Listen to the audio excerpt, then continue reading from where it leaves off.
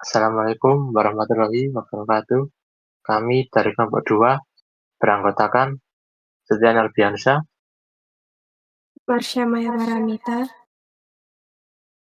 Nabilatus Salwa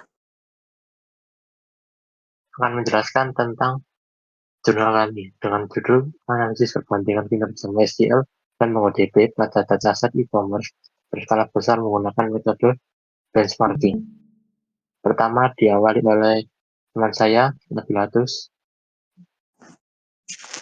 baik untuk pendahuluan yang dimana perkembangan teknologi informasi ini mendorong pertumbuhan industri e-commerce secara eksponensial dan dimana menghasilkan jutaan transaksi setiap harinya.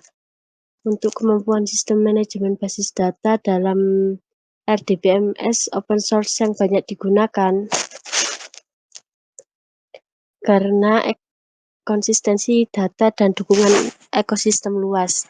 MongoDB sebagai basis data NoSQL berbasis dokumen mendapat adopsi besar, dikarenakan fleksibilitas skema dan skalabilitas horizontal.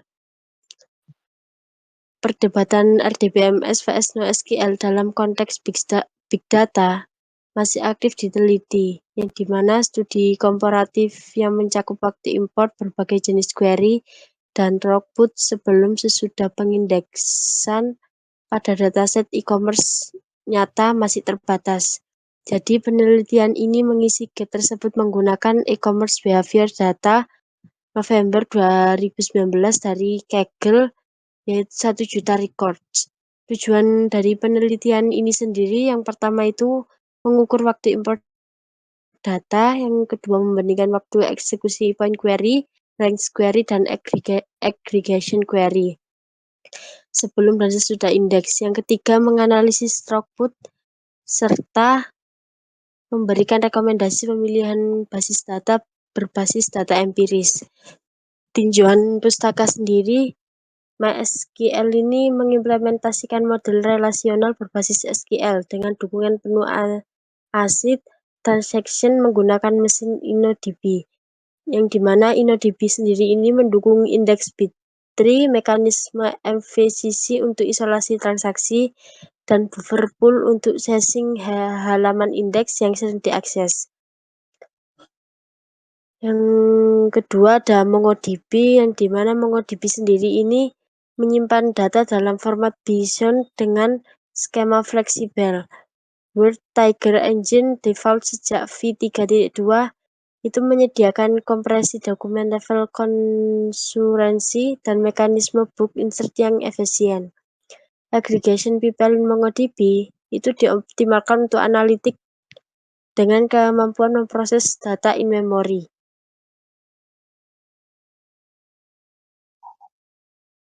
Melalui tahapan match, group, dan project. Setelah itu ada benchmarking basis data, yang dimana benchmarking basis data sendiri ini mengukur waktu respon, throughput, dan utilisasi sumber daya pada kondisi beban kerja terkontrol. Parker et al. Menemukan MongoDB lebih unggul pada read data tidak terstruktur. Dan Cabrera et al. Menegaskan workload sebagai faktor penentu utama. Mongo dan Hasum pada JITED sendiri ini mengevaluasi NoSQL pada IoT dan menemukan variasi signifikan berdasarkan akses. Setelah itu, yang ketiga ada metode penelitian, yang dimana penelitian ini menggunakan pendekatan eksperimental kuantitatif. Dengan menunjukkan diagram alur penelitian sendiri, bisa dilihat di sini.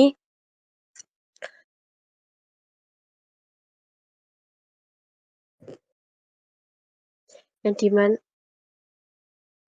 setelah itu ada dataset. Jadi untuk dataset sendiri ini tabel 1 ini mendeskripsikan karakteristik dataset yang digunakan. Jadi tabel 1 ini tuh terkait karakteristik dataset e-commerce, yang dimana ada atribut dan keterangan.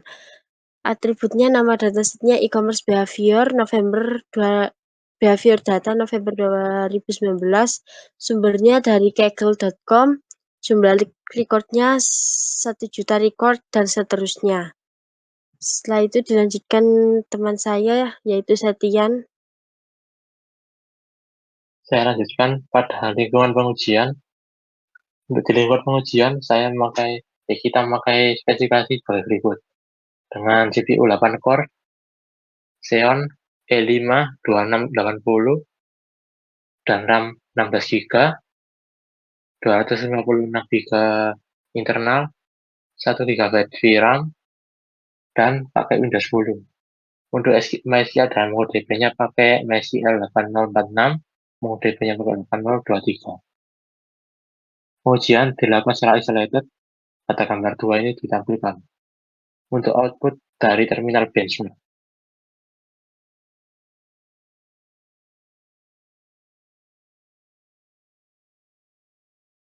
Berikutnya lanjut ke skenario pengujian. Pertama akan dilakukan point query, yaitu dilakukan pencarian suatu record berdasarkan product ID dengan query where product ID sama dengan nilai. Untuk MongoDB, find one, product ID, D2 nilai. Lanjut ke range query, yaitu mengambil data dengan rentang harga 10 sampai 100. Kalau di query MySQL pakai between, MongoDB juga MongoDB itu pakai price GTE 10 sampai 100, LTE 100. Ketika lanjut ke aggregation query, yaitu kita lakukan hitung jumlah record per event type dengan rata-rata harga per kategori. Untuk MySQL query group by, berdasarkan dan average, dan MongoDB pakai aggregation pipeline dengan group. Kita lanjut ke penerapan indeks. Indeks dibuat dengan kolom product ID dan price. Untuk query MySQL pakai grade index, MongoDB juga grade index. Waktu eksekusi diukur sebelum dan sesudah pembentukan indeks dengan formula peningkatan persen, yaitu sebagai berikut. Terusnya akan membahas hasil pembahasan. Pertama akan membahas analisis waktu input data. Di tabel 2 ini, menampilkan hasil perbandingan waktu input data. Dari screenshot yang di bawah ini, diketahui bahwa MySQL kalau import 100.000 data MySQL butuh waktu 145 detik, sedangkan untuk mengimport 1 juta SQL hanya butuh waktu untuk 34 detik. Dan ini terbukti kalau MongoDB ini sudah unggul, walaupun dia import lebih banyak 10 kali lipat daripada si MySQL.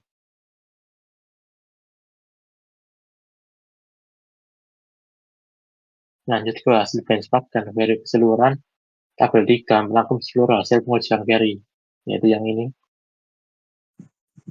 Data diambil langsung dari output terminal pada benchmark gambar 2. Yang ini tadi.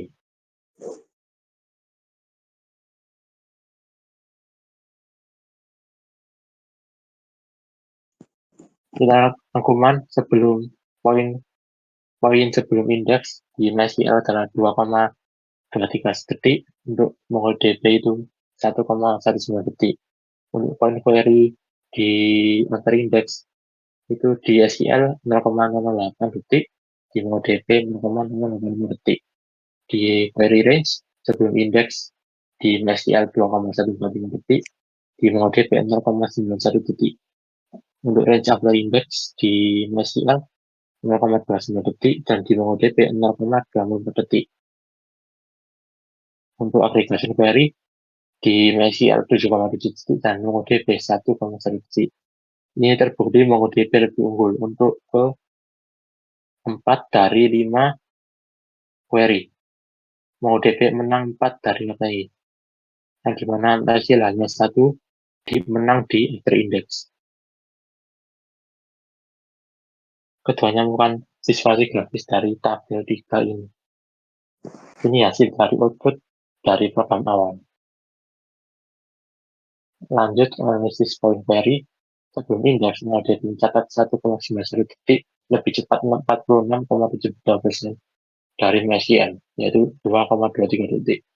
Saat ini, saat full collection scan, MongoDB akses data JSON secara sekuensial, sementara MySQL melakukan full table scan dengan overhead pembacaan kolom terpisah. adalah indeks, terjadi pembalikan.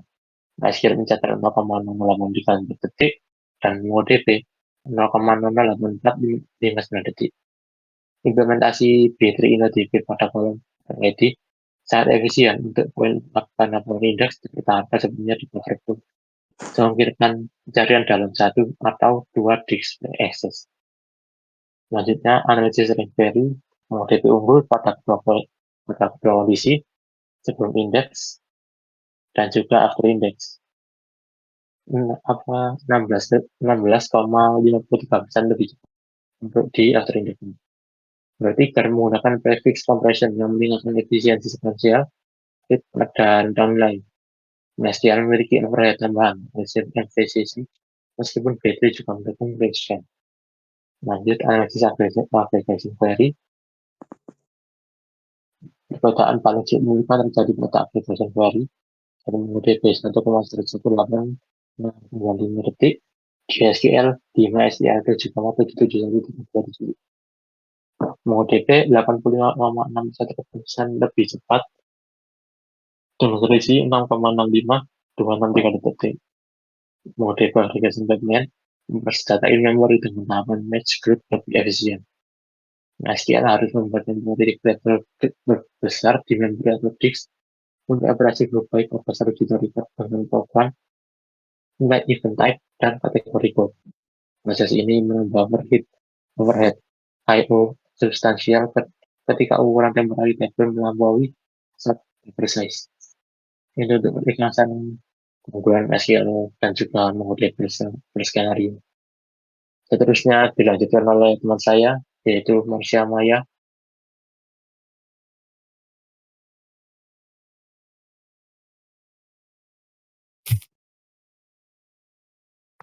Selanjutnya, analisis pengindeksan. Tabel 4 merangkum presentase peningkatan performa akibat penerapan indeks. Dapat dilihat di layar pada tabel 4 dampak pengindeksan terhadap performa query. Peningkatan tertinggi terjadi pada poin query MySQL 99,96%, diikuti MongoDB 99,29%.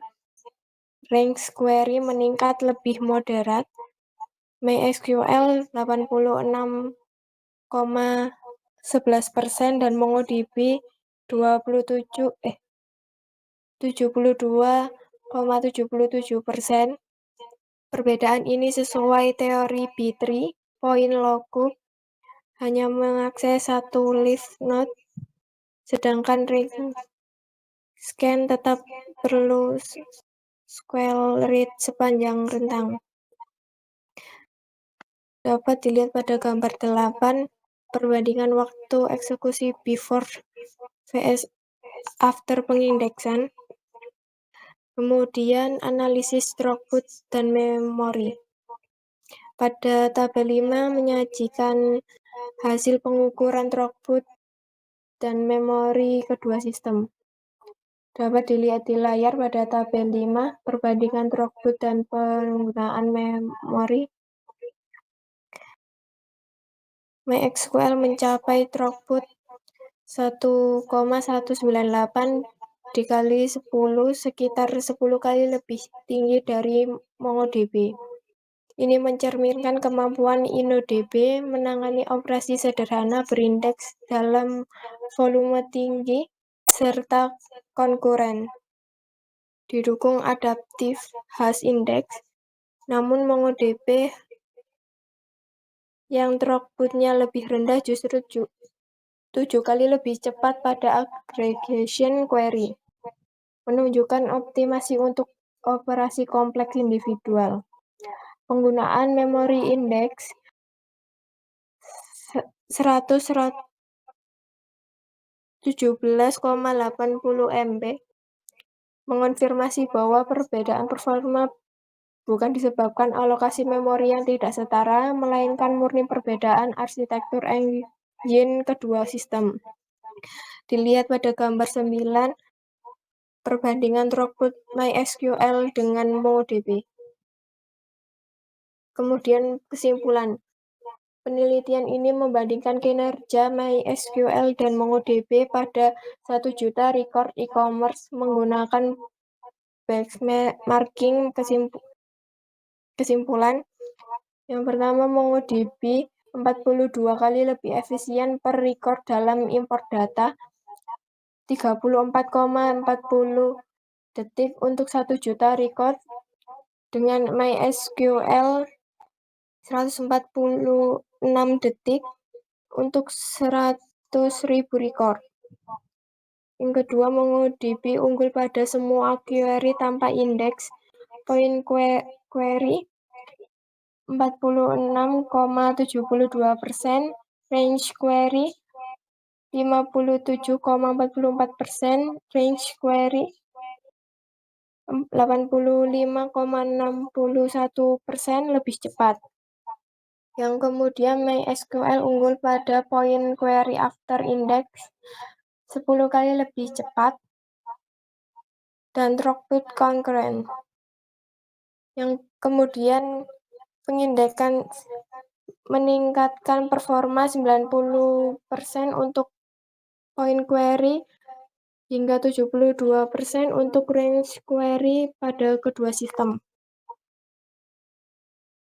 Kemudian MongoDB direkomendasikan untuk workload, analitik, dan ETL berskala besar.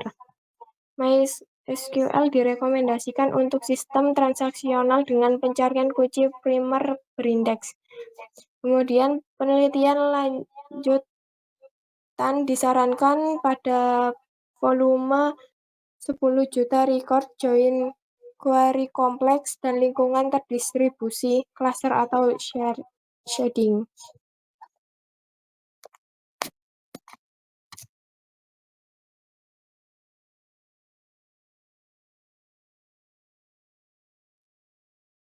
Sekian penjelasan dari jurnal kami yang berjudul Analisis Perbandingan Kinerja MySQL dan MongoDB pada Dataset e-commerce berskala besar menggunakan metode benchmarking.